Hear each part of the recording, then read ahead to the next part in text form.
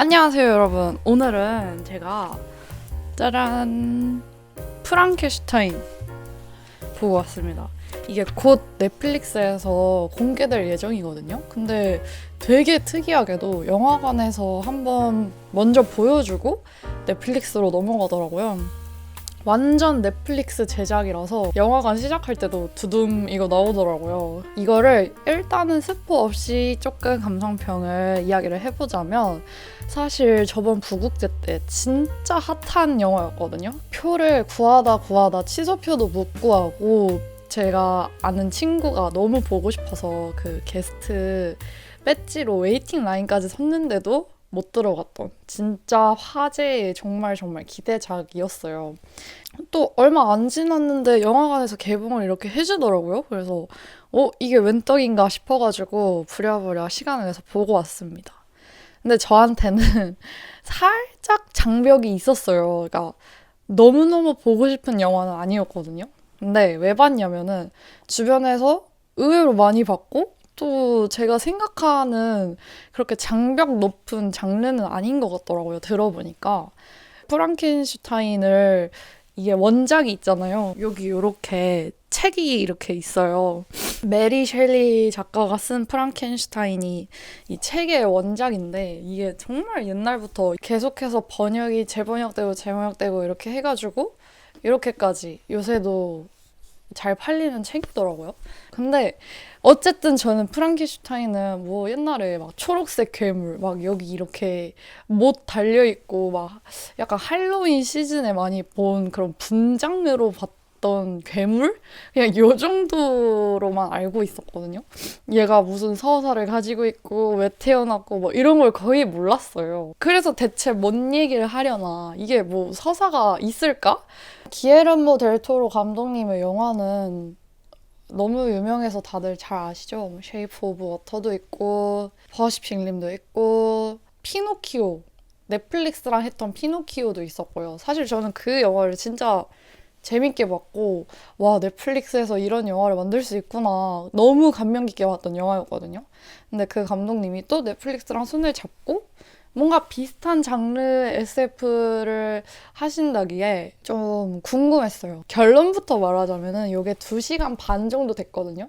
저한테는 정말 길었어요. 근래 본 영화 중에 그 시간의 흐름이 그대로 와닿은 느낌? 2시간 반이 진짜 2시간 반 같았고요. 전 거의 3시간인 줄 알았어요.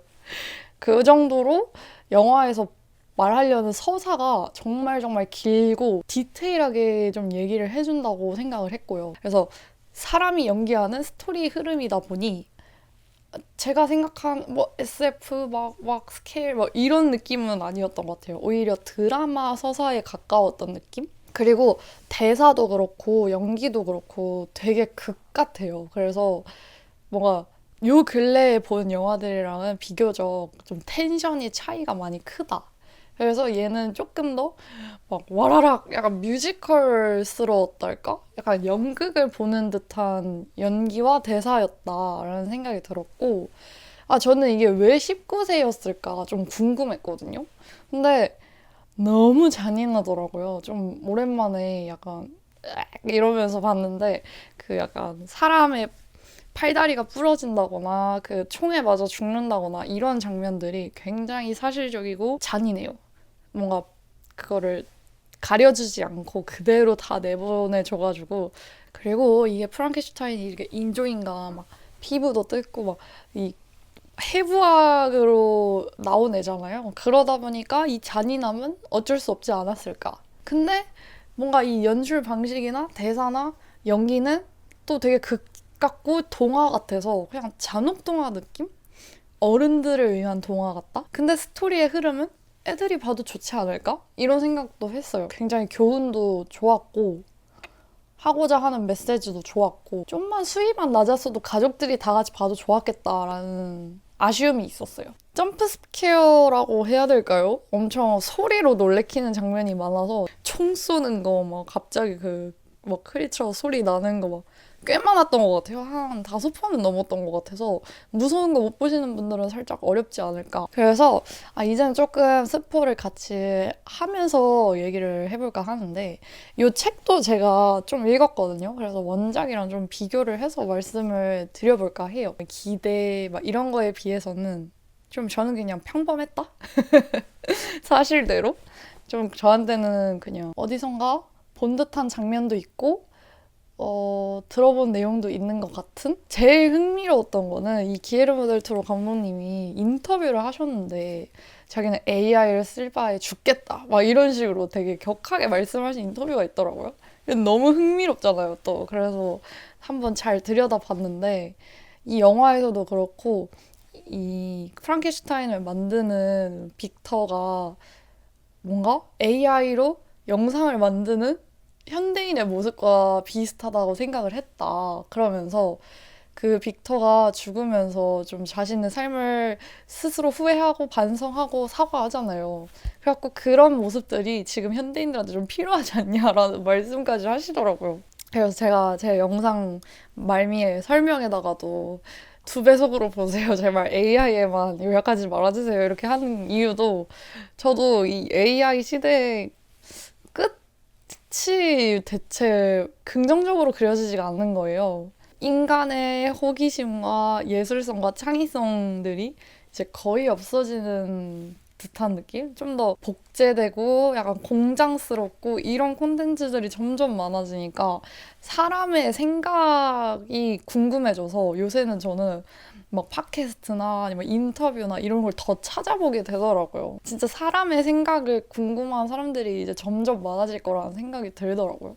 이 AI 시대에 과정이 즐거울 수는 있으나 이 끝이 저는 너무 암담하고 제가 생각할 때는 그래서 여러분들은 어떠신지 궁금해요. 이 기에르모 델 토로 감독의 메시지가 어쨌든 AI를 사용하지 않겠다라는 것도 있었는데 그거에 대한 여러분들의 생각도 종종 궁금합니다. 또 영화 얘기로 돌아가 보자면 너무 그 교훈적인 메시지가 많았잖아요. 근데 맨 마지막 장에 이제 엔딩 크레딧 나오기 바로 직전에 나온 문구가 제일 와닿더라고요.